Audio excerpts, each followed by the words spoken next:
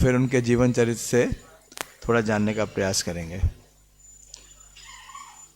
श्री श्री राधिका रमन जू की जय, श्री श्री कृष्ण बलराम की जय, श्री श्री जगन्नाथ बलदेव सुभद्रा जू की जय, श्री श्री निताई गौर सुंदर की जय, शिल प्रभुपाद की जय। जय अनिलो प्रेमाधन करुणा प्रचुर जय।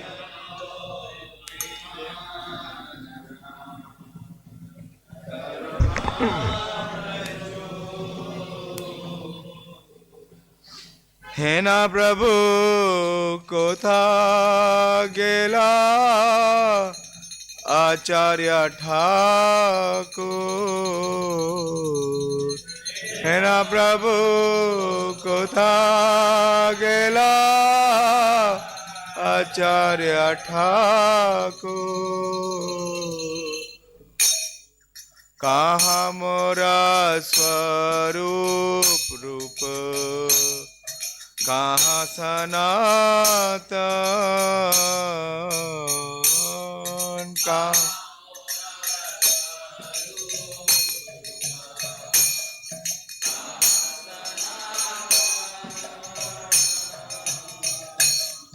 कहाँ दास रघुनाथ पतित पावन,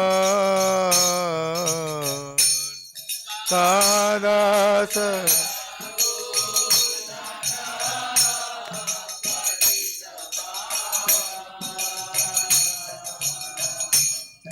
कहाँ मोरा बट युग, कहाँ कबीरा,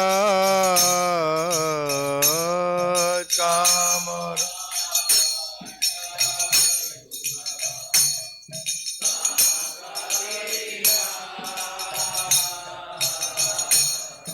एक काले कोथा गेला गौर नटराज। एक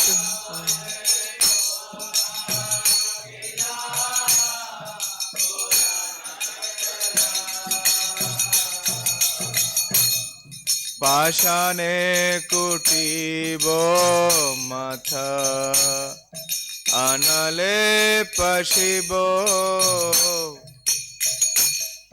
पाषाणे कुटी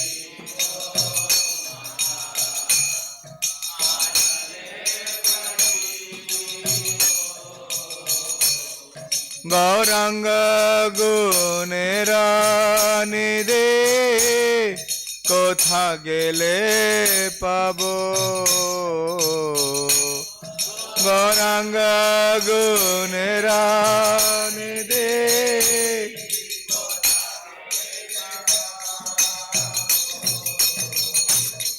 से सब संगीरा संगे, जे कैलो विलास,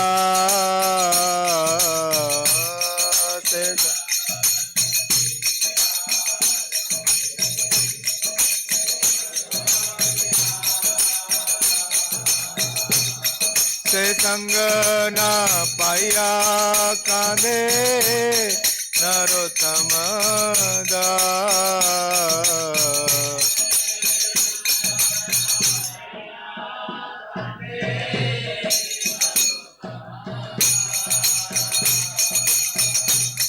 जय अनिलो प्रेमाधन करुणा प्रचुर, जय अनिल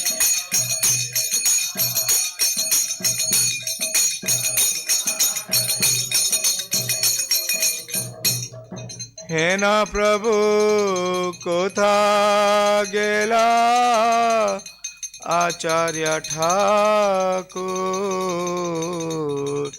हे ना प्रभु कोथा गेला आचार्य ठाकुर। जय ओम विष्णुपाद परमहंस परिवाजकाचार्य अष्टोत्तर शत श्रीमद कृष्ण कृपा श्री मूर्ति अभय चरणा रविंद भक्ति वेदांत स्वामी शिल प्रभुपाद की जय।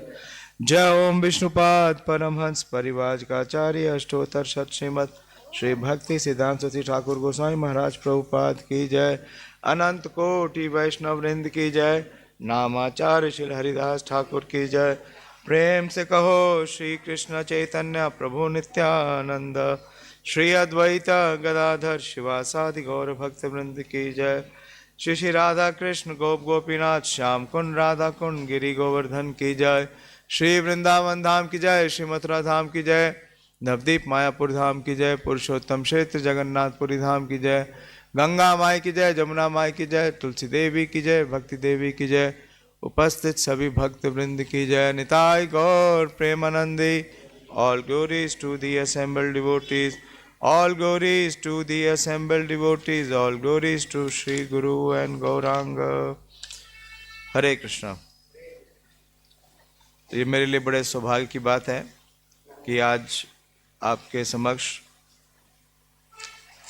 उपस्थित हूँ, आपकी सेवा करने का प्रयास करने के लिए। आप सबसे आशीष की कामना करता हूँ। दो बहुत ही विशेष आचार्य हैं जिनके बारे में बहुत ज़्यादा हमने नहीं सुना है। श्रील भूगर गोस्वामी के बारे में तो बहुत ही कम वर्णन है, बिल्कुल ना के बराबर वर्णन है, क्योंकि महाप्रभु के जितने भी पार्षद हैं वो केवल महाप्रभु का गुणगान चाहते हैं, अपना नहीं।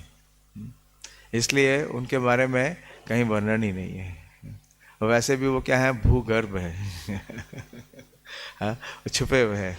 महाप्रभु स्वयं ही छंद अवतार है, हिडन है, और उनके पार्षदों में भूगर्भ गोस्वामी तो बहुत ही हिडन है ना। उनका नाम ही है भूगर्भ। भू का मतलब है पृथ्वी और गर्भ का मतलब है उसमें आवृत रहना, अंदर रहना। और श्री काशेश्वर पंडित, तो श्री काशेश्वर पंडित के बारे में थोड़ा विवरण है चैतन्य चरितामृत में, तो मुख्यतः उनके जीवन से चर्चा करेंगे। और वो पर्सनल महाप्रभु के पर्सनल अंगरक्षक हैं, पर्सनल बॉडीगार्ड हैं श्री काशेश्वर पंडित, बहुत विशेष है।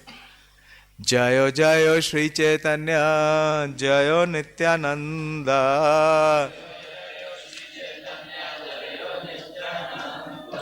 जय द्वैत चंद्र जय गौर भक्त वृंदा।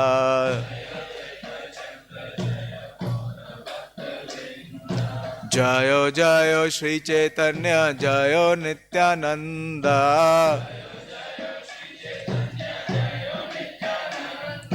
जय द्वैत चंद्र जय गौर भक्त वृंदा।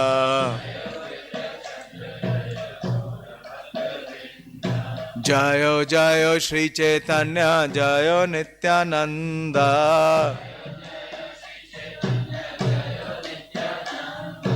जय द्वैत चंद्र जय गौर भक्त वृंदा।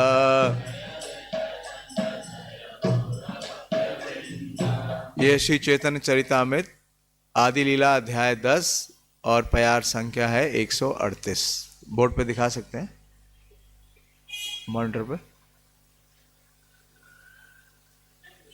अच्छा, तो ईश्वर पुरीरा शिष्य ब्रह्मचारी काशेश्वर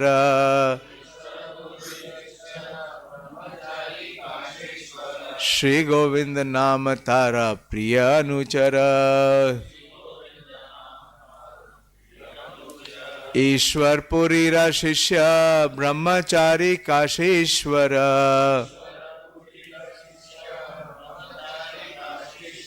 श्री गोविंद नाम तारा प्रिय अनुचर। ईश्वर पुरीरा शिष्य ब्रह्मचारी काशेश्वर श्री गोविंद नाम तारा प्रिय अनुचर। तो पहले श्री काशेश्वर ब्रह्मचारी के बारे में या काशेश्वर पंडित जी या काशेश्वर गोसाई के बारे में बोलेंगे। तो वो कौन है? श्रीपाद ईश्वरपुरी के शिष्य हैं, यानी कि चैतन्य महाप्रभु के क्या हैं? वो गुरु भाई हैं, चैतन्य महाप्रभु के गुरु भाई हैं। और उनके बारे में कृष्णदास कविराज गोस्वामी बोल रहे हैं कि उनके नाम से पहले क्या लिख रहे हैं? ब्रह्मचारी, अखंड ब्रह्मचारी थे वो। और श्री गोविंद नाम तार प्रिय अनुचर, और वो गोविंद देव जी के भी बहुत प्रिय अनुचर सेवक थे, सेवायत थे। और गोविंद उनके दूसरे गुरु भाई थे।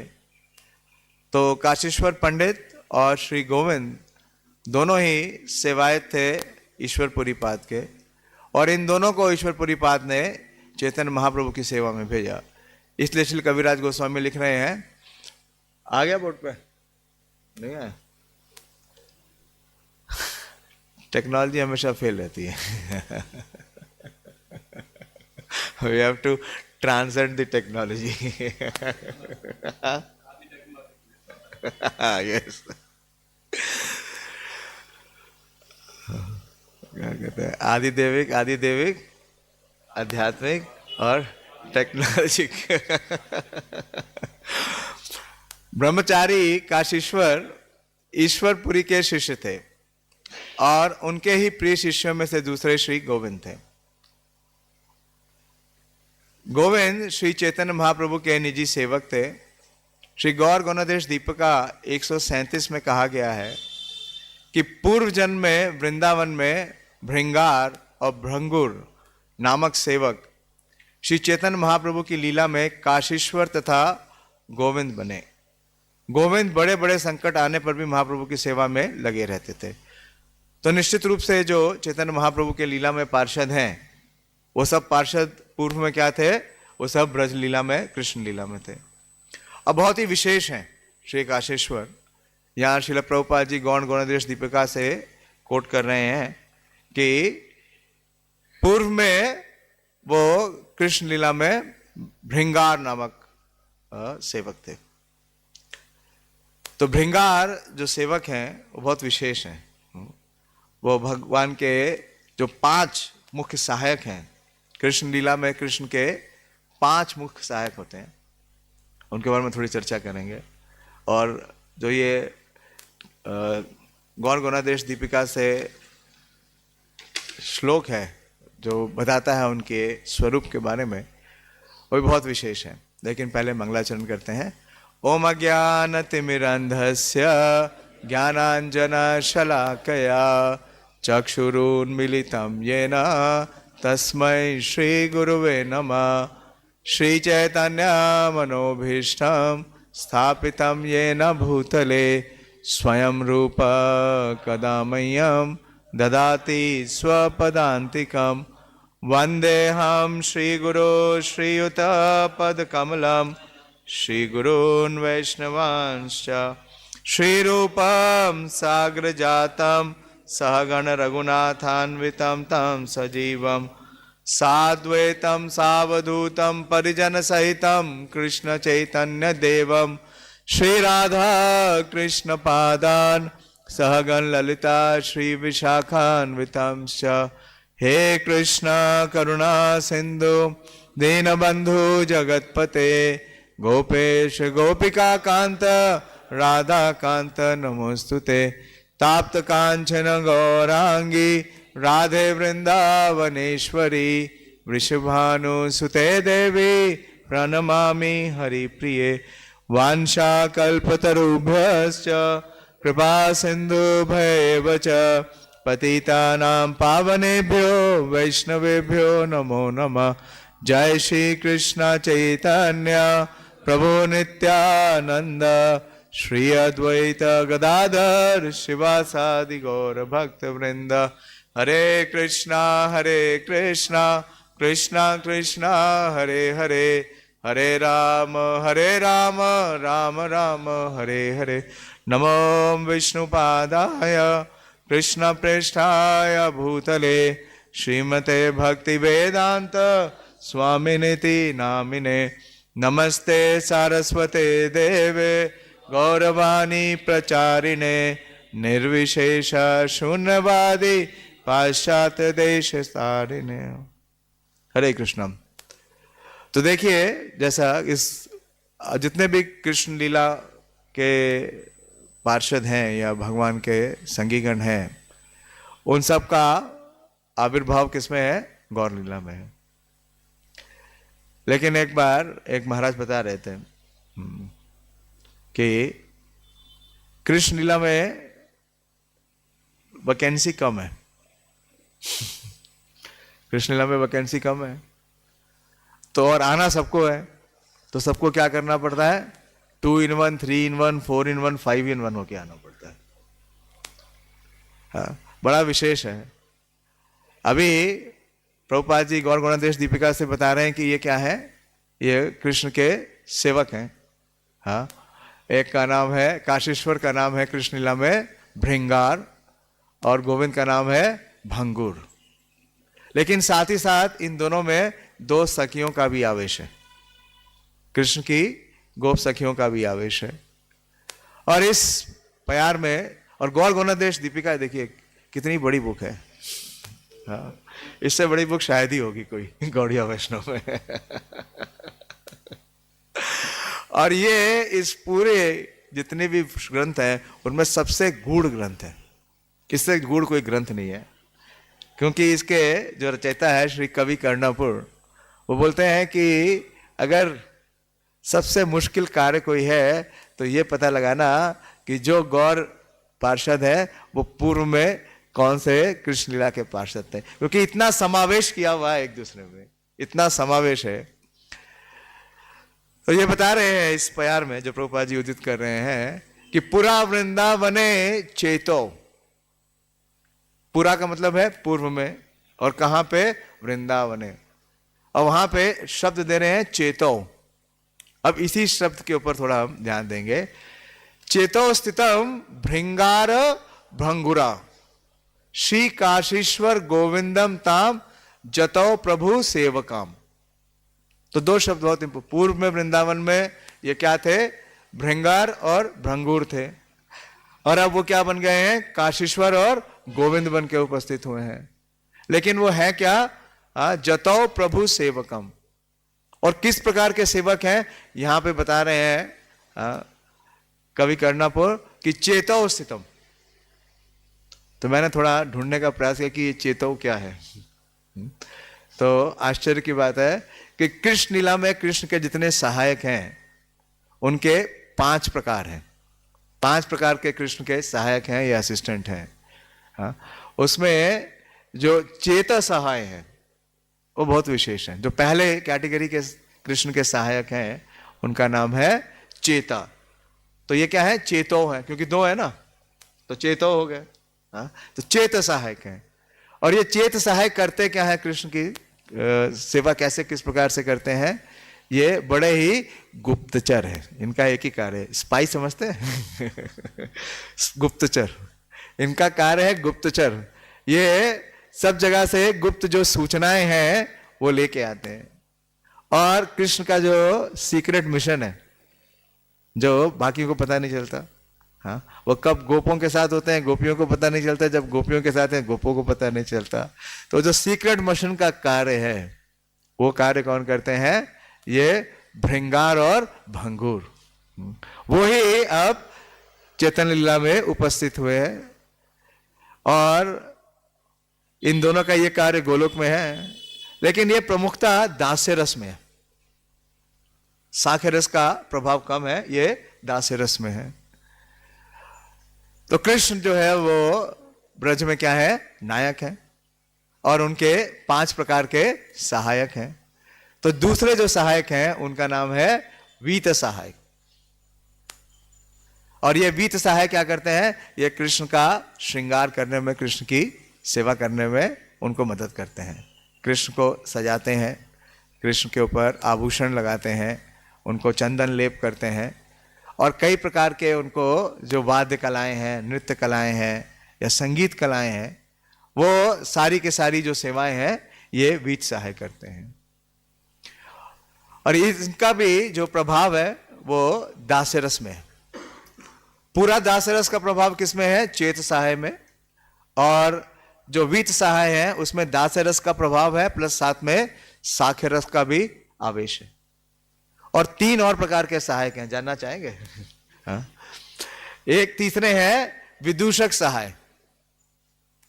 विदूषक सहाय विधिष्ठिर सहायक के एग्जाम्पल, हाँ वेरी गुड, मधुमंगल। वो क्या करते हैं, वो कृष्ण को हमेशा कुछ ना कुछ हास्यास्पद तरीके से मनोरंजन कराते हैं, उन्हें हंसाते रहते हैं।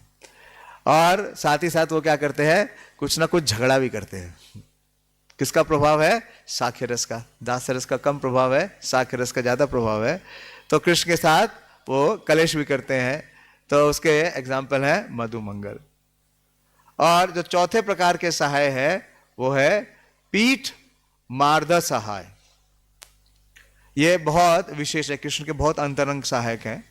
ये कृष्ण की तरह ही कृष्ण को बहुत प्रिय है, और वो कृष्ण के निरंतर संगी और निरंतर समर्थक हैं।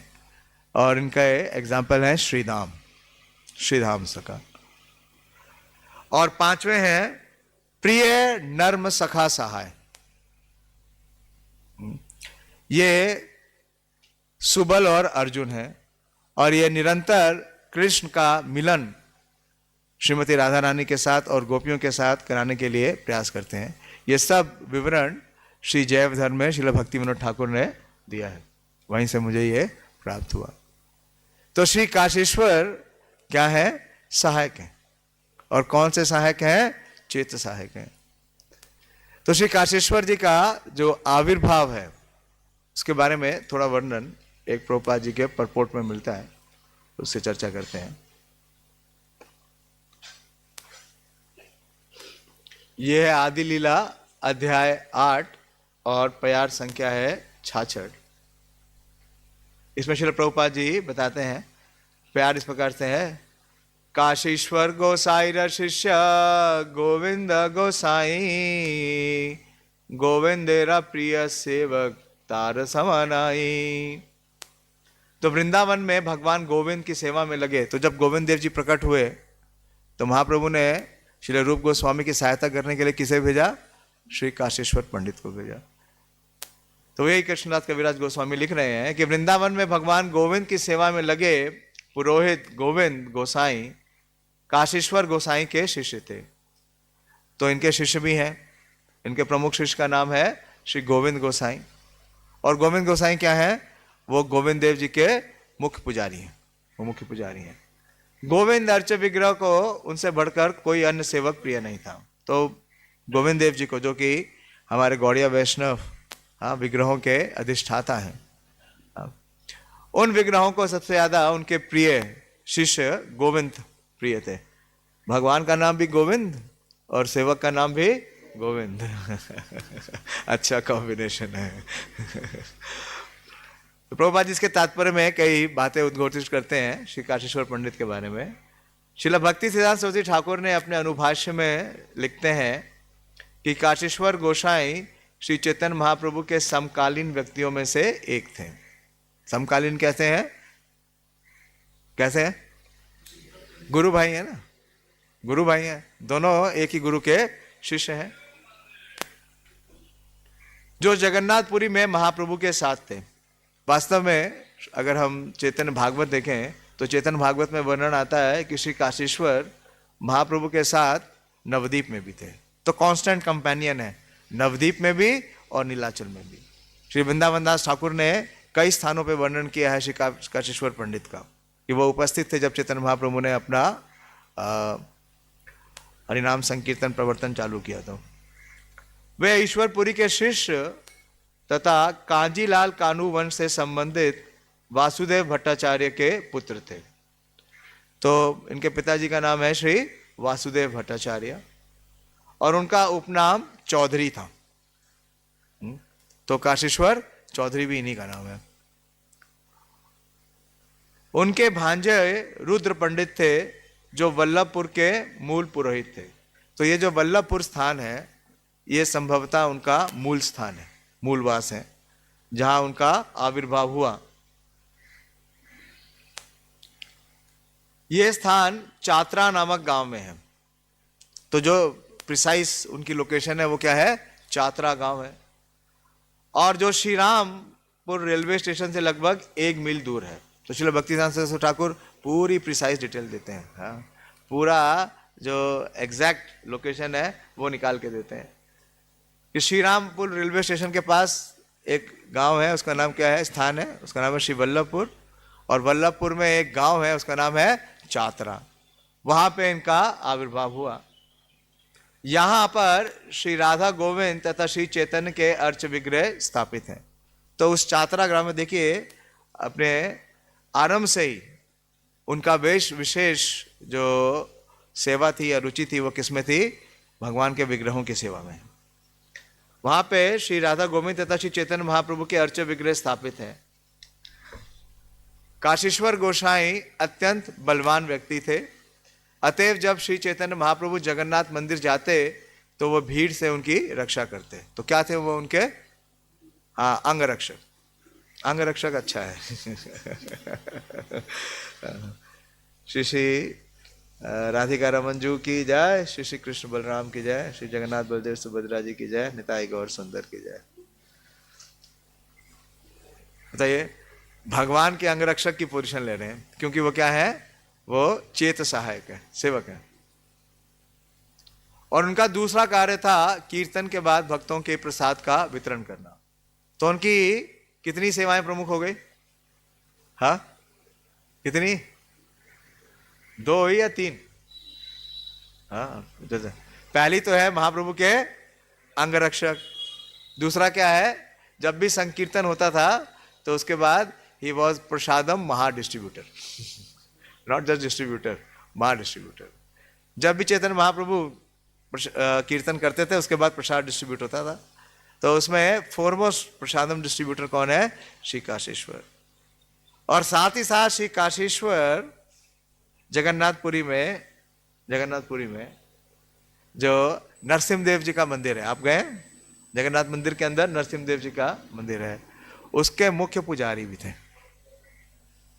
और ये पुजारी की जो उनकी भूमिका है वो कहां से है? उनके जन्म से है। क्योंकि जिस स्थान पे उनका जन्म हुआ, प्रभुपाद जी बता रहे हैं कि वहां पे बड़ा ही सुंदर श्री राधा गोविंद देव जी का विग्रह है। और इनका पूरा परिवार, इनका जो पूरा वंश है वो उनकी सेवा में है। आगे प्रभुपाद जी बोलते हैं, श्रीला भक्ति सिद्धांत सरस्वती ठाकुर भी वल्लभपुर के इस मंदिर में गए थे। उस समय इसके प्रभारी अधिकारी श्री शिवचंद्र चौधरी नामक एक शैव थे, जो काशीश्वर गोसाई के भाई के वंशज थे। तो जिस स्थान पर श्री काशीश्वर पंडित का आविर्भाव हुआ, प्रभुपाद जी लिख रहे हैं, वल्लभपुर में प्रतिदिन 9 किलो चावल, तरकारी तथा अन्य भोज्य पदार्थ पकाने का स्थायी प्रबंध था। तो कितना भोग लगता था भगवान को? हाँ, 9 किलो तो चावल पकता था। 9 किलो चावल पकता है तो कितना हो जाएगा? प्रभु को पता है कितना हो जाएगा? 27 किलो हो जाएगा। अगर चावल अच्छी क्वालिटी का है तो मिनिमम 3 टाइम्स एक्सपेंड करता है। आप तो किचन वाले हो, हिसाब होगा। हाँ, नहीं, अच्छा बासमती राइस, कोई भी अच्छा राइस 3 टाइम्स जाता है। आप वजन करके देखिएगा, मैंने उसको कई बार चेक किया है। हम तो मिड डे मील में 10 टन राइस बना देते। तो उस हिसाब से ही इशू करते थे। अगर बहुत भी घटिया होगा तो भी मिनिमम 2 टाइम्स 2.5 टाइम्स तो जाएगा ही जाएगा। और अच्छा राइस होगा तो 3 टाइम एक्सपेंड करता है। तो बता रहे हैं कि कम से कम 9 किलो प्रतिदिन चावल, तरकारी और अन्य भोज्य पदार्थों को पकाने का स्थायी प्रबंध होता था। इस गांव के निकट की काफी भूमि है जो अर्च विग्रह की संपत्ति है। तो पहले ऐसे ही होता था कि जहां भगवान का अर्च विग्रह होता था, जहां मंदिर होता था, तो उस गांव के लोग अपनी धन और संपदा भगवान के नाम कर देते थे, उस विग्रह के नाम करते थे। और उस संपत्ति से क्या होता था? अर्च विग्रह की सेवा होती थी। हम देखते हैं जब गोपाल जी को स्थापित किया श्रीपाद माधवेंद्रपुरी में, तो लोगों ने कितने गांव अपने दे दिए। तो पहले ऐसे ही होता था कि जो विग्रह हैं उनके नाम से ही संपत्ति ली जाती थी और संपत्ति उनकी हो जाती थी और उस संपत्ति से उनकी सेवा की जाती थी। लेकिन प्रभुपाद जी बता रहे हैं कि कलयुग का प्रभाव सब स्थानों पे होता है।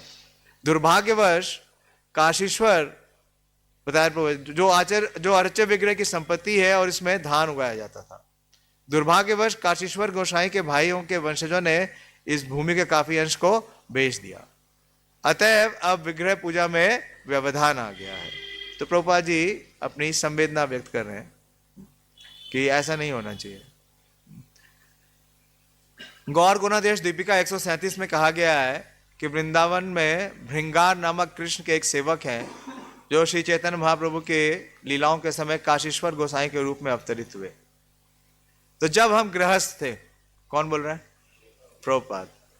तो हम भी कभी कभी वल्लभपुर के इस मंदिर में जाते थे और वहां दोपहर का प्रसाद ग्रहण करते थे। ये प्रभुपाद जी लिख रहे हैं। इस मंदिर में अर्च विग्रह श्री श्री राधा गोविंद और गौरांग विग्रह अत्यंत सुंदर है। वल्लभपुर के ही निकट जगन्नाथ जी का एक सुंदर मंदिर है। हम कभी कभी इस जगन्नाथ मंदिर में भी प्रसाद ग्रहण करते थे। ये दोनों मंदिर कलकत्ता के निकट श्री रामपुर रेलवे स्टेशन से 1 मील की परिधि पर स्थित है। तो आप अगली बार जब मायापुर जाए और कलकत्ता जाए तो इन दोनों स्थानों पे हम जा सकते हैं, क्योंकि शिला भक्ति सिद्धांत सरस्वती ठाकुर और शिला प्रभुपाद दोनों जाया करते थे और वहां जाके क्या कर सकते हैं? दर्शन भी ले सकते हैं और प्रसाद भी ग्रहण कर सकते हैं। अब की बार इटिनरी में इसको जोड़ देते हैं। तो इस प्रकार से श्री काशीश्वर मिश्र के बारे में या काशीश्वर पंडित के बारे में बहुत थोड़ा ही पता चलता है। और उनका सेवा था श्री ईश्वरपुरी पाद के साथ। और जब ईश्वरपुरी पाद अपनी धराधाम पे लीला समाप्त कर रहे थे तो उन्होंने अपने तिरोभाव से पूर्व अपने इन 2 सेवकों को बुलाया, श्री काशीश्वर को और श्री गोविंद को।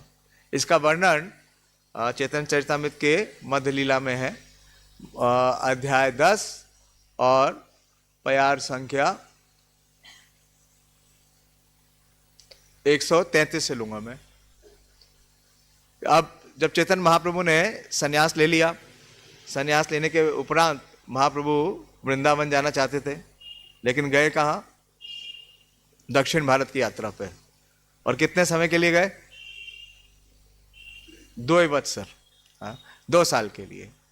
और 2 साल के बाद जब चैतन्य महाप्रभु वापस आ गए जगन्नाथपुरी, तो पूरे जगन्नाथपुरी में हर्ष हो गया। महाराज प्रताप रुद्र, सर्वभौम भट्टाचार्य सब बहुत हर्षित हुए। और श्री स्वरूप दामोदर जिन्होंने सन्यास ले लिया था, जो काशी में थे, वो भी वापस लौट गए। और जब चैतन्य महाप्रभु वापस लौटे तो उन्हें श्री सर्वभौम भट्टाचार्य ने महाराज प्रताप रुद्र के आयोजन से श्री काशी मिश्र के निवास पे रखा, जिसे हम गंभीरा जानते हैं, जो राधाकांत मठ है। और अभी आगे कुछ सेटल ही हुए थे तो ये गोविंद आ गए पुरी में।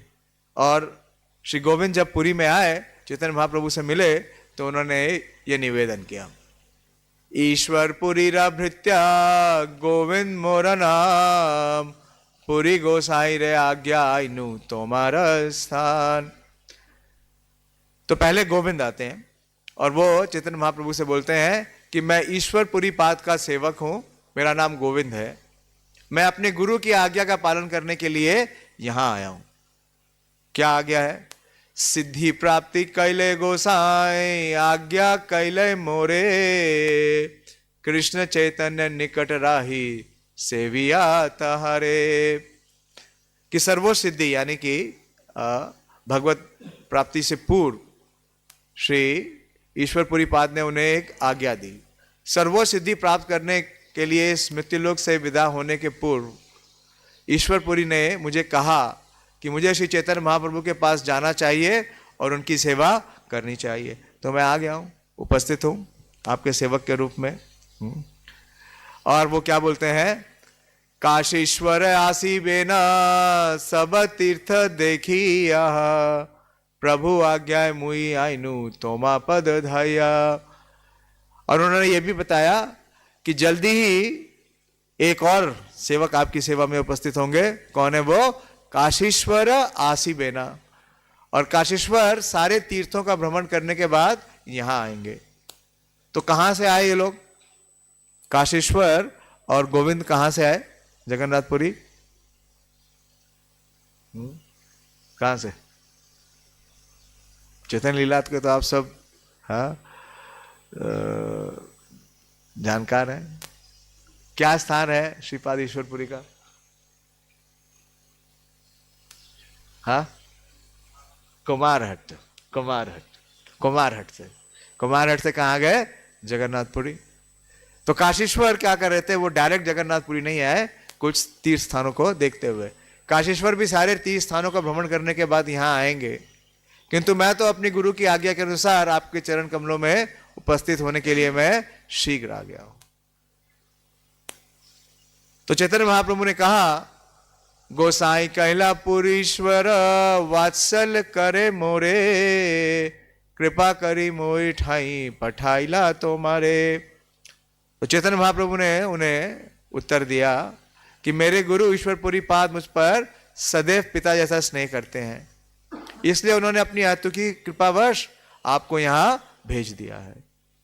लेकिन अब एक बड़ा संकट हो गया, क्योंकि गोविंद ने कहा कि मैं आपका सेवक के रूप में उपस्थित हुआ, और महाप्रभु हमेशा क्या निभाते हैं?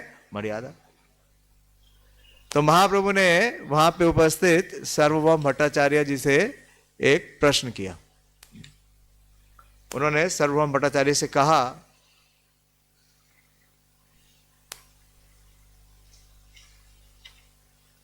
कि ये उचित नहीं होगा कि मैं अपने गुरु को, सेवक को अपनी निजी सेवा में अनुगत करूं, क्योंकि ये दोनों तो क्या है? मेरे गुरु भाई हैं और मेरे गुरु के सेवक हैं। क्या ये उचित होगा कि मैं इनको अपनी सेवा में लगाऊं? फिर भी मेरे गुरु का ये आदेश है, तो बताइए मैं क्या करूं? तो देखिए चैतन्य महाप्रभु क्या करते हैं? आपनी आचार्य प्रभु जीवे रह सिखाए। हमें कोई भी निर्णय अपने आप नहीं लेना चाहिए। हाँ? हमें हमेशा क्या करना चाहिए? अपने से सीनियर से कंसल्ट करना चाहिए, उनसे एडवाइस लेनी चाहिए, उनसे गाइडेंस लेनी चाहिए। महाप्रभु सर्वभौम भट्टाचार्य को क्या समझते हैं? हमेशा अपना गुरु मानते हैं। उन्हें ये नहीं मानते, क्योंकि वो सबको वेदांत सिखाते हैं। महाप्रभु ने बोला, जब सर्वभौम भट्टाचार्य का उद्धार किया, उससे पूर्व में बड़ा लंबा विवरण है, तो महाप्रभु हमेशा उनको स्पिरिचुअल मास्टर की पोजीशन देते हैं। और जब महाप्रभु साउथ इंडिया में जा भी रहे थे, तो उन्होंने उन्हें क्या कहा? एडवाइस दिया, किससे मिलना? रामानंद राय से मिलना। और जब महाप्रभु वापस आते हैं तो रिपोर्ट करते हैं कि आपने मुझे ऐसे व्यक्ति से मिलाया जिससे मेरा सारा जीवन धन्य हो गया, तो धन्यवाद देते हैं। और प्रभुपाद जी लिखते हैं, और जब आज्ञा भी लेते हैं, जब महाप्रभु जा रहे थे साउथ इंडिया की यात्रा पे, तो वो श्री सर्वभौम भट्टाचार्य से अनुमति लेते हैं। और प्रभुपाद जी लिखते हैं कि एक सन्यासी को भला एक गृहस्थ से अनुमति लेने की क्या आवश्यकता है? लेकिन प्रभुपाद जी लिखते हैं कि चैतन्य महाप्रभु की जो एक एक गृहस्थ भक्त हैं, वो एक एक सन्यासियों से कम नहीं है, और आशीर्वाद दे सकते हैं। चैतन्य महाप्रभु के गृहस्थ भक्तों का मुख्यता क्या है? वैराग्य। महाप्रभु रे संगी गणे वैराग्य प्रदान, इतने विरक्त हैं। तो खैर उन्होंने ये निवेदन और निर्णय किसके ऊपर छोड़ दिया? श्री सर्वभौम भट्टाचार्य के ऊपर। कि अब गोविंद आ तो गए हैं और काशीश्वर भी आ रहे हैं, तो मैं करूं क्या? तो प्रभुपाद जी लिखते हैं कि गुरु के सेवक या शिष्य किसी एक दूसरे के गुरु भाई होते हैं, एक दूसरे के गुरु भाई होते हैं। गुरु के सेवक या शिष्य किसी एक दूसरे के गुरु भाई होते हैं, अतः उन्हें एक दूसरे का आदर प्रभु अर्थात स्वामी के रूप में करना चाहिए। यह वैष्णव शिष्टाचार है। किसी को भी गुरु भाई का अनादर नहीं करना चाहिए। इसलिए श्री चैतन्य महाप्रभु ने सर्वभौम भट्टाचार्य से पूछा कि गोविंद के बारे में क्या किया जाए। गोविंद श्री चैतन्य महाप्रभु के गुरु श्री ईश्वरपुरी के निजी सेवक थे, और अब श्री ईश्वरपुरी ने गोविंद को आज्ञा दी कि वह चैतन्य महाप्रभु का निजी सेवक बने। अतः प्रश्न यह था कि ऐसी स्थिति में क्या किया जाए। इसलिए श्री चैतन्य महाप्रभु ने अपने अनुभवी मित्र सर्वभौम भट्टाचार्य से पूछ रहे हैं। अब सर्वभौम भट्टाचार्य जी ने क्या उत्तर दिया? भट्ट कहे गुरु राज्ञा होए बलवान, गुरु राज्ञा ना लांघिया शास्त्र प्रमाण। सर्वभौम भट्टाचार्य ने कहा कि गुरु का आदेश अत्यंत बलवान होता है और उसका उल्लंघन नहीं किया जा सकता। यही प्रामाणिक शास्त्रों का आदेश है। और इसमें एक विशेष वो रेफरेंस भी देते हैं।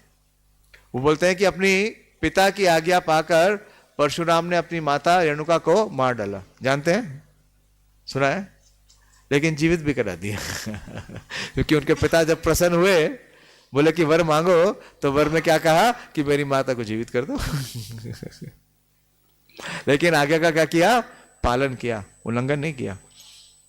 मानो कि वह कोई शत्रु है। तो इस प्रकार से ये सिद्धांत है कि जो गुरु की आज्ञा है उसको किस प्रकार से महाप्रभु ये स्थापित कर रहे हैं कि गुरु की आज्ञा को किस प्रकार से धारण किया जाता है। हम सुनते हैं ना that the spiritual masters instruction should be taken as life and soul. तो लाइफ एंड सोल क्या है? हाँ, यहां बता रहे हैं। आगे बोलते हैं, निर्विचार गुरुराज्ञा माया कारग्र महात्मना श्रेयो भवत्यावाश माम चैव विशेषतः। तो गुरु की जो आज्ञा है उसको बिना किसी अन्य विचार के उसका तुरंत पालन करना चाहिए, बिना विचार किए करना चाहिए, क्योंकि ऐसी आज्ञा से दोनों का सौभाग्य है। विशेषता मेरे लिए सौभाग्य है। कौन बोल रहा है? महाप्रभु। तो जो गुरु की आज्ञा है उसके लिए no arguments, no disagreements, only acceptance and application. Sarvabhauma Bhattacharya के ऐसे कहने पर श्री चैतन्य महाप्रभु ने गोविंद का आलिंगन किया और उसे अपने शरीर की सेवा करने के लिए लगा लिया। तो इस प्रकार से महाप्रभु ने उन्हें स्वीकार कर लिया। तो ऐसा ही एक प्रसंग प्रभुपाद जी की लीला में भी आता है। जुहू में जब प्रभुपाद जी स्थापित कर रहे थे श्री राधादास बिहारी जी का मंदिर, तो प्रभुपाद जी की एक शिष्या है, वो प्रभुपाद जी की सेक्रेटरी थी और बाद में वो ही श्री गिरिराज महाराज के भी सेक्रेटरी बनी। ये श्री गोपाल कृष्ण गोस्वामी महाराज हमारे गुरुदेव के 40th एनिवर्सरी के संबोधन में मैंने प्राप्त किया। जब गुरु महाराज ने संबोधन किया, जब 40th एनिवर्सरी मनाई गई जुहू में, तो उसमें बता रहे थे गुरु महाराज कि माता जी का नाम मुझे याद नहीं आ रहा है, लिखा तो था, आदित्य देवी माता जी, आदित्य देवी दासी, वो प्रभुपाद जी की भी सेक्रेटरी थी और फिर गिरिराज महाराज की भी सेक्रेटरी थी और कुछ समय तक वो हमारे गुरु महाराज की भी सेक्रेटरी थी, क्योंकि हमारे गुरु महाराज जीबीसी थे पूरे इंडिया के और इंडिया का हेडक्वार्टर क्या था? जुहू था। लेकिन किस प्रकार से सेवा स्वीकार करनी चाहिए, किस परिस्थिति में, वो यहाँ पे इस सिद्धांत का निरूपण हो रहा है। तो इस प्रकार से श्री काशीश्वर का आगमन होता है जगन्नाथपुरी में और क्योंकि उनका शरीर बहुत बलिष्ठ था, जैसा वर्णन आया, बहुत वेल बिल्ड थे, लंबे चौड़े थे और महाप्रभु बहुत भावावेश में आते थे और जहाँ भी महाप्रभु चलते थे तो उनके पीछे पूरा का पूरा जितना जन समूह है उनके पीछे लपकता था। तो महाप्रभु का जगन्नाथ जी के लिए रोज दर्शन करने जाना, उसमें अवरोध नहीं हो, तो उसके लिए ये सेवा उनको दी गई। प्रभुपाद जी के अंगरक्षक कौन थे? प्रभुपाद जी के भी एक अंगरक्षक है, उनके शिष्य, हाँ, ब्रह्मानंद प्रभु। उनका भी जो फिगर है वो बहुत टॉल है, विशाल के है। और जब वो जाते और जब महाप्रभु नृत्य करते किस समय? जगन्नाथपुरी की रथ यात्रा में तो 3 सर्कल्स बनते थे। हाँ, 3 परिधि बनाई जाती थी महाप्रभु को निर्विरोध नृत्य करने के लिए। तो सबसे जो इनर सर्कल होता था उसमें श्री नित्यानंद प्रभु और श्री अद्वैताचार्य होते थे और जो सेकंड सर्कल होता था उसमें मुख्य रूप से श्री काशीश्वर और मुकुंद, और जो आउटर सर्कल होता था उसकी फेंसिंग करते थे महाराज प्रताप रुद्र और उनके अन्य पार्षदगण। तो इस प्रकार से श्री काशीश्वर बहुत ही विशेष सेवा करते थे। और ये सेवा बहुत विशेष थी, अंतरंग थी, क्योंकि महाप्रभु का बॉडी रक्षक, अंग रक्षक कितना पास होता है? सबसे पास अगर चैतन्य महाप्रभु के कोई जा सकता था तो उनका बॉडीगार्ड। और ये सेवा उनको मिली हुई थी पुरी में, तो बहुत प्रसन्न थे और बहुत सौभाग्य था। लेकिन महाप्रभु ने अपने जो मुख्य अनुयायी हैं षड गोस्वामी, उनको क्या जगन्नाथपुरी में रखा? नहीं रखा। कहाँ भेज दिया उनको? वृंदावन, वृंदावन का प्राकट्य करने के लिए। और वहां पे श्री सबसे पहले जाने वालों में भी है श्री लोकनाथ गोस्वामी और भूगर्भ गोस्वामी। भूगर्भ गोस्वामी को मैं थोड़ा चर्चा करेंगे, 5-7 मिनट ऊपर जा सकते हैं। तो जब श्री रूप गोस्वामी ने श्री गोविंद देव जी का विग्रह को ढूंढ निकाला, जब श्री गोविंद देव जी प्रकट हो गए तो चैतन्य महाप्रभु बहुत हर्षित हुए, पूरा जो वैष्णव समाज है बहुत हर्षित हुआ कि जो मूल विग्रह है गोविंद देव जी का वो प्राप्त हो गया। और श्री रूप गोस्वामी ने लिखा चैतन्य महाप्रभु को कि जब से श्री गोविंद देव जी प्रकट हुए हैं तो उनकी सेवा में और उनकी अर्चना में मेरा पूरा समय जा रहा है, और आपका जो दिया हुआ आदेश है कि ग्रंथों को लिखना, वो मैं कार्य नहीं कर पा रहा। तो इस कार्य के लिए, गोविंद देव जी की सेवा के लिए आप मुझे कुछ सहायता दें, एक ऐसे वैष्णव को भेजें, एक ऐसे भक्त को भेजें जो यहाँ आकर के गोविंद देव जी की सेवा कर सके, ताकि मैं आपके निर्देश का पालन कर सकूं। यह दूसरी शिक्षा है। जब हमें कोई निर्देश दिया गया और हम नहीं कर पा रहे तो हमें बताना चाहिए, रिपोर्ट करना चाहिए कि हमारी क्या स्थिति है। तो आप ही एडवाइस करिए। जो एक भक्त का जीवन है, एक साधक का जीवन है, वो हमेशा किस में होना चाहिए? हाँ, कंसल्टेशन में। इंडिपेंडेंट नहीं होना चाहिए, निर्णय खुद नहीं करना चाहिए। और महाप्रभु ने किन्हें चुना गोविंद देव जी के प्रकट होने के बाद उनकी सेवा करने के लिए? श्री काशीश्वर पंडित को। क्योंकि काशीश्वर पंडित, जैसे मैंने बताया, बहुत ही दक्ष थे। हाँ, वो पहले से ही सेवा कर रहे थे किसकी? नरसिंहदेव की जगन्नाथपुरी में। और चैतन्य महाप्रभु के पास भी एक गोवर्धन शिला थी, उसे उन्हें शंकरानंद सरस्वती ने भेंट किया था। शंकरानंद सरस्वती जब वृंदावन से गए तो एक गोवर्धन शिला दी थी, और वो गोवर्धन शिला बाद में चैतन्य महाप्रभु ने किसे दी? श्री रघुनाथ दास गोस्वामी को। लेकिन जब तक रघुनाथ दास गोस्वामी को नहीं दी तब तक वो शिला की सेवा की जिम्मेदारी किसकी थी? श्री काशीश्वर पंडित की थी। तो वो सेवा करते ही थे। तो चैतन्य महाप्रभु ने उन्हें कहा कि अब आप मेरी सेवा नहीं करिए, बल्कि जाकर के आप श्री गोविंद देव जी की सेवा करिए। और ये सुना तो काशीश्वर पंडित जी के हृदय पे क्या हुआ? बहुत बड़ा आघात लगा, क्योंकि इसका मतलब क्या था कि उनका चैतन्य महाप्रभु से वियोग होना। तो वो रोने लगे, जाने को तैयार नहीं हुए। तो देखिए, महाप्रभु ने अपना विग्रह बनाया, स्वयं अपना एक विग्रह बनाया, छोटा विग्रह, और उसको नाम दिया गौर गोविंद। गौर गोविंद। और यह विग्रह आज भी आप गोविंद देव जी के बिल्कुल बगल में देखते हैं। और इस विग्रह के द्वारा पहली बार श्री चैतन्य महाप्रभु, वो पूर्वी भारत से पश्चिम भारत की ओर आए। किसके कारण? श्री काशीश्वर पंडित के प्रेम के कारण। और काशीश्वर पंडित अभी भी ऐसे माने नहीं। महाप्रभु ने कहा कि तुम टेस्ट कर लो, मुझ में और विग्रह में कोई चेंज नहीं है, कोई डिफरेंस नहीं है। ऐसा महाप्रभु ने पहले भी किया था। किसके साथ? गौरीदास पंडित के साथ। गौरीदास पंडित ने बोला, मुझे तो आप ट्रिक कर रहे हो। बोले, आप चारों को एक साथ बैठा के खिलाओ, किसी दो को विग्रह बना लो, किसी दो को जाने दो।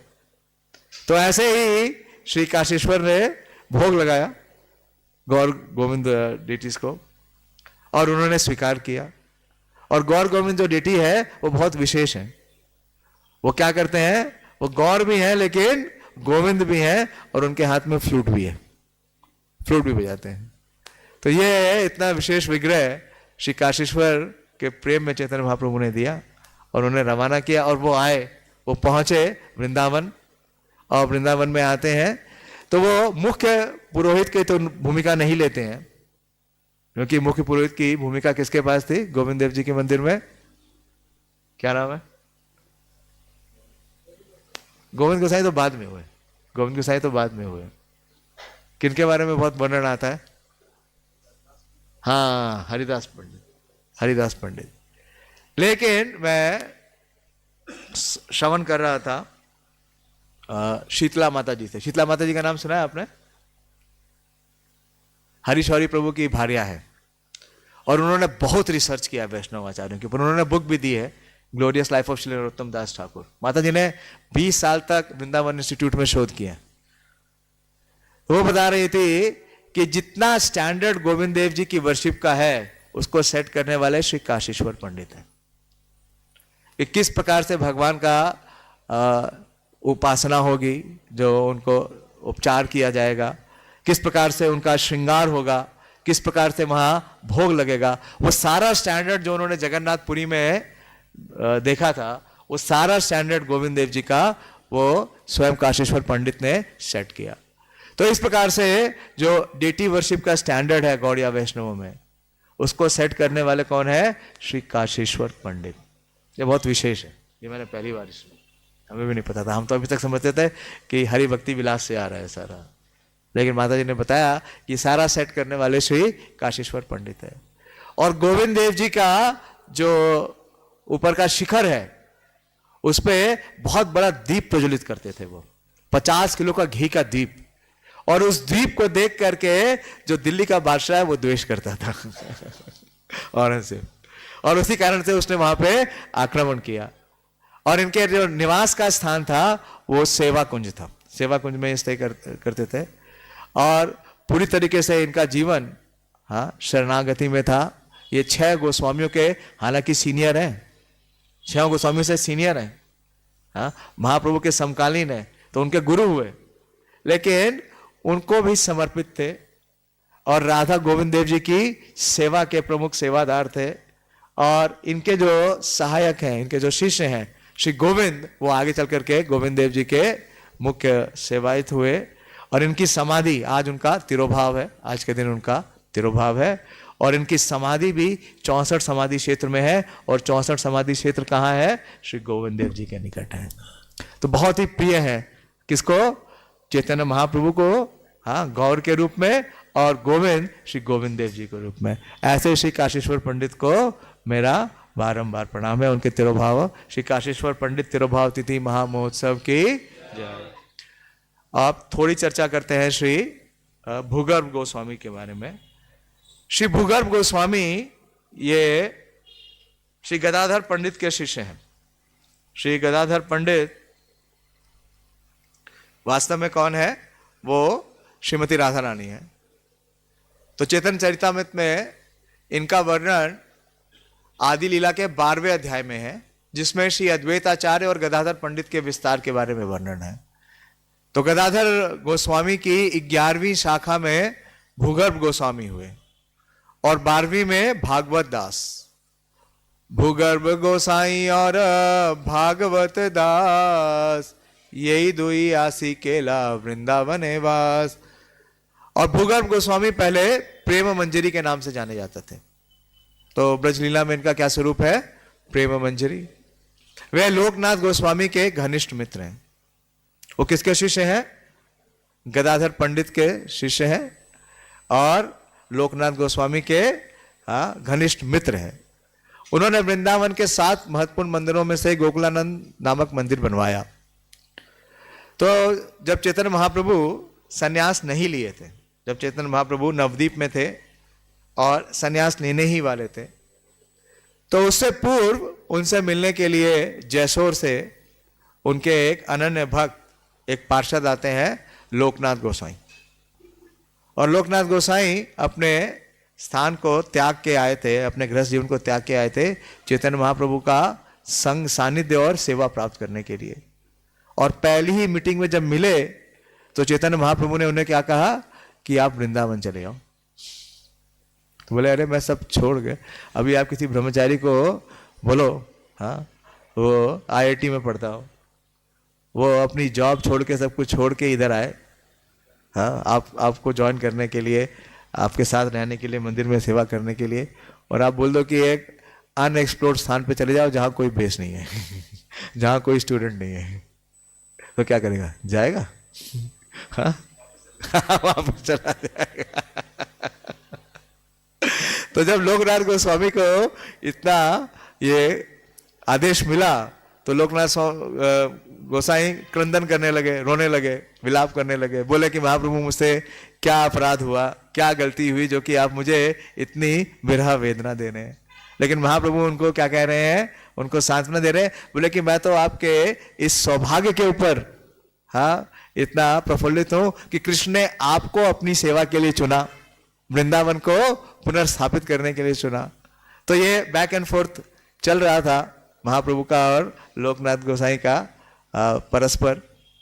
तो वहीं पे श्री भूगर्भ गोस्वामी भी उपस्थित थे। तो जब उन्होंने देखा कि ये अकेले बेचारे कैसे जाएंगे और कैसे वेदना सहेंगे, तो उन्होंने कहा, उन्होंने वॉलंटियर किया कि लोकनाथ गोस्वामी अकेले नहीं जाएंगे, इनके साथ मैं भी जाऊंगा। और महाप्रभु ने कहा इसका अनुमोदन किसको करना पड़ेगा, इसका निर्णय कौन करेगा, श्री गदाधर पंडित। अगर वो आज्ञा दें तो आप दोनों जा सकते हैं।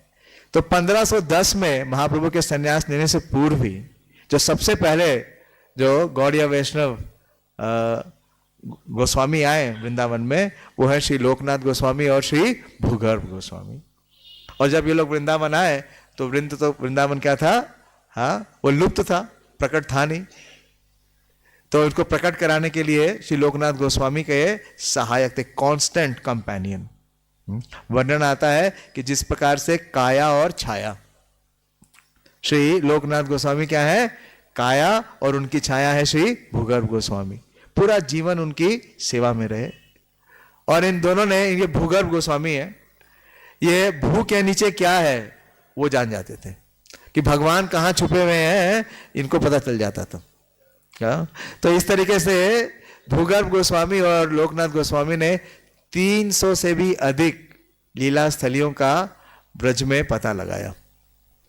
ये लोग जाते थे और पुकारते थे, हाँ, हे राधे ब्रज देवी के च ललिते, हे नंद सुनो कुता, ये आप कहाँ हो, और वो स्वयं रिवील करते थे। तो इस प्रकार से इनका बहुत बड़ा योगदान है श्री भूगर्भ गोस्वामी का। आज हमको वृंदावन प्राप्त होता है, हम सब वृंदावन जाना चाहते हैं। हाँ, कोई भी वैष्णव को सबसे ज्यादा उमंग कब मिलती है, जब उसको बोल दो कि कहाँ चल रहे हैं, वृंदावन। तो वृंदावन को प्रकट करने वाले कौन है, हाँ, भूगर्भ गोस्वामी और श्री लोकनाथ गोस्वामी। और ये गर्भ के नीचे जाके भजन करते थे, यानी कि पृथ्वी के नीचे जाकर के इन्होंने, कहाँ पे है, शायद राधा श्याम सुंदर मंदिर में एक है भजन कुटीर, हाँ श्याम सुंदर, हाँ अंदर अंदर अंडरग्राउंड, मैं एक बता रहा हूँ उसी टाइप का, उसी राधा दामोदर मंदिर में। अच्छा, रनकी समाधि, भूगर्भ गोस्वामी को आप कहाँ देख सकते हैं, आप जब राधा दामोदर मंदिर में परिक्रमा करते हैं ना, तो परिक्रमा करते हैं तो बीच में एक समाधि है, वो आपसे कोई मिस ही नहीं कर सकती, क्योंकि वो समाधि बिल्कुल सेपरेट है, बिल्कुल डिस्टिंक्ट है। देखा है आपने, जब आप कोर्ट यार्ड में जाते हैं पीछे और जब आप परिक्रमा करते हैं तो ठीक बीच में एक छोटी सी समाधि आती है, और वो समाधि किसकी है, श्रील भूगर्भ गोस्वामी की है। हाँ, वो उनका भजन स्थान है। इनका भजन स्थान, इन सबका भजन स्थान क्या है, काशीश्वर पंडित का भी भजन स्थान क्या है, सेवा कुंज। और प्रभुपाद जी ने कहा कि सेवा कुंज इज दी हब, वो धुरी है किसकी, आध्यात्मिक जगत की। तो श्री भूगर्भ गोस्वामी बहुत ही विशेष है। उन्होंने कहीं अपना नाम, कोई वर्णन नहीं आता कि उनका जन्म स्थान कहाँ है, उनके माता पिता कौन है, हाँ, कहाँ वो प्रकट हुए। लेकिन उनका सबसे बड़ा कंट्रीब्यूशन क्या है कि उन्होंने श्री लोकनाथ गोस्वामी के सहायक के रूप में भूमिका ली, आजीवन यही भूमिका ली। और जिस प्रकार से नमक है वो किस में मिल जाता है, सब्जी में, पता भी नहीं चलता, लेकिन उसके बिना स्वाद भी नहीं मिलता। तो इसी प्रकार का जीवन है श्री भूगर्भ गोस्वामी का। उनकी कृपा से ही हमें वृंदावन का ये प्राकट स्थल मिल रहा है, हम वहाँ जाते हैं, इतने सारे विग्रह मिल रहे हैं, उनका हम दर्शन करते हैं और भगवान की इस पावन लीलास्थली का दर्शन करते हैं। तो शिला भूगर्भ गोस्वामी तिरुभाव तिथि महामहोत्सव की जय, श्री काशीश्वर पंडित तिरुभाव तिथि महामहोत्सव की निताय गौर प्रेमानंदी। हरि हरि, हरे कृष्णा। कुछ बताना चाहते हैं और कुछ बोलना चाहते हैं, प्रश्न?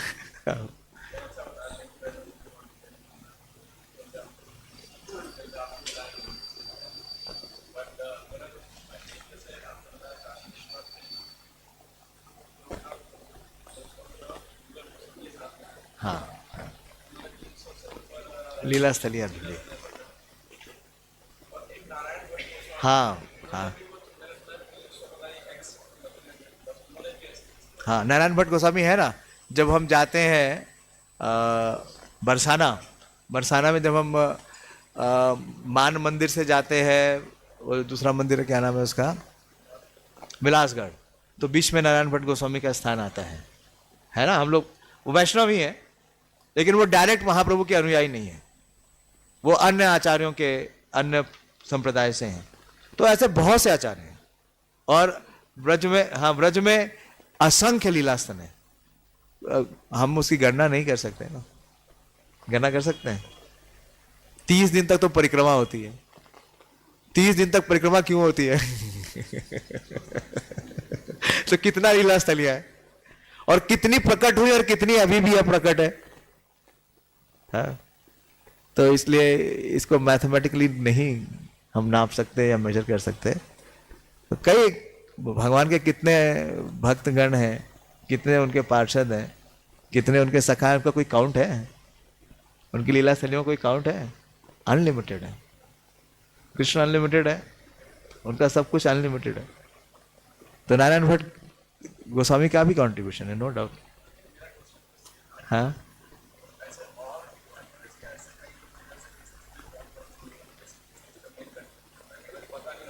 नहीं नहीं, इतना तो मैं भी नहीं, तो करना नहीं। जब कवि कर्णापुर बोलते हैं कि, ये बोलते हैं कि इस पूरे जगत में सबसे मुश्किल कार्य अगर कोई है तो यही पता लगाना कि गौर लीला के कौन से पार्षद कृष्ण लीला में कौन थे। तो अब कृष्ण लीला का पता लगाना अब कितना मुश्किल है। कितनी कितनी लीला स्थलियाँ हैं, ये तो बहुत मुश्किल है। अब रूप गोस्वामी और सनातन गोस्वामी ने कितनी सारी लीला स्थलियाँ की, हाँ, ऐसे काउंट करना मुश्किल है। लेकिन ये मैंने सुना है, और सुना है 2-3 अपने सीनियर वैष्णवों से। मोहन रूप प्रभु ने बोला था कि 300 से ज़्यादा लीला स्थलियों का उन्होंने मतलब प्राकट्य कराया। विशेष रूप से क्योंकि श्री लोकनाथ गोस्वामी के पास एक जीपीएस सिस्टम था ना, राधा विनोदी लाल। राधा विनोदी लाल को लेके साथ में जाते थे, वो रडार में डिटेक्ट करते थे, यहाँ पे ये लीला की है, यहाँ पे ये लीला की है, वो बताते थे। नहीं तो कृष्ण की लीला स्थली कौन प्रकट कर सकता है? कृष्ण ही प्रकट कर सकते हैं। तो जिसको उन्होंने जहां माध्यम बनाया उससे प्रकट कराया। नारायण भट्ट गोस्वामी ने भी की है, लेकिन कौन से की है उसके बारे में मुझे ज्यादा जानकारी नहीं है। लेकिन निश्चित रूप से भूगर्भ गोस्वामी और श्रीला लोकनाथ गोस्वामी ने, और सबसे पहले महाप्रभु के भेजे गए जो सेवक हैं वो श्री लोकनाथ गोस्वामी और भूगर्भ गोस्वामी है। बाद में श्रीला रूप सनातन गोस्वामी को भेजा महाप्रभु ने, और अन्य गोस्वामी बाद में आए। हरे कृष्णा, बहुत बहुत धन्यवाद। हाँ, श्री श्री राधिका रमन जो की जय, श्री श्री कृष्ण बलराम की जय, श्री जगन्नाथ बलदेव सुभद्रा जो की जय, श्री चैतन्य चरितामृत की जय, उपस्थित सभी भक्त वृंद की जय। निताई गौर प्रेम आनंदी, हरि हरि, हरे कृष्णा। श्रील प्रभुपाद की जय।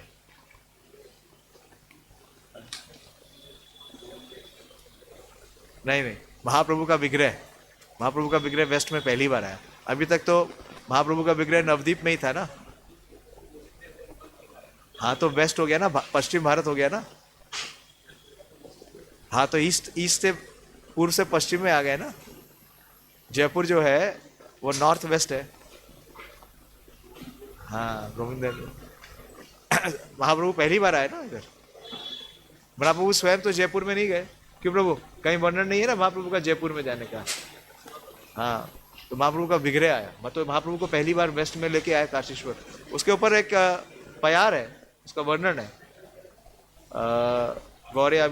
गौड़िया अभिधान में है। उसके ऊपर एक प्यार है कि किस प्रकार से श्री काशीश्वर के प्रेम में महाप्रभु पहली बार इस भारत के इस भाग्य में आए। है ना, गौर गोविंद का विग्रह नहीं दर्शन करते आप हर बार? अरे क्या बात कर रहे हो? अरे ऐसा हो ही नहीं सकता कि मिस हो जाए।